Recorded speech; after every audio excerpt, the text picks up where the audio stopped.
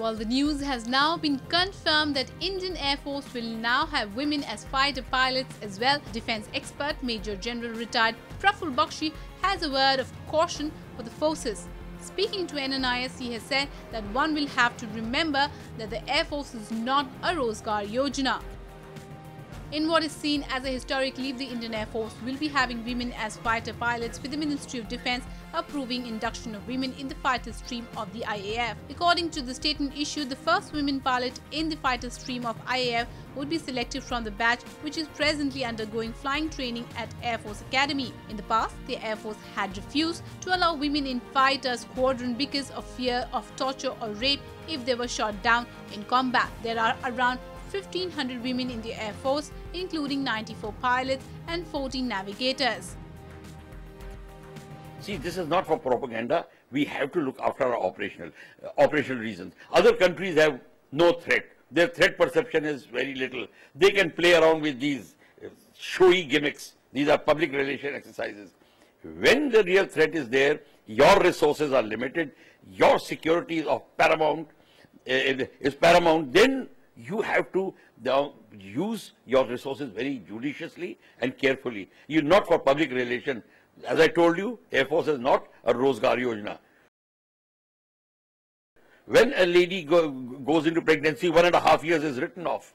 You mean to say you don't have the pilot for 1.5 years? So all these ladies you will not have in a crucial time. And when they become childbearing and they've got children, probably they get posted out. So again the fresh one will come. So you will be facing this problem. India has threat. You are short of pilots. What do? All you have to, then you will have to do is, you have to increase your establishment from 20 pilots to 28 or 30 pilots. Imagine 44 squadrons in the Indian Air Force into 8. How many numbers?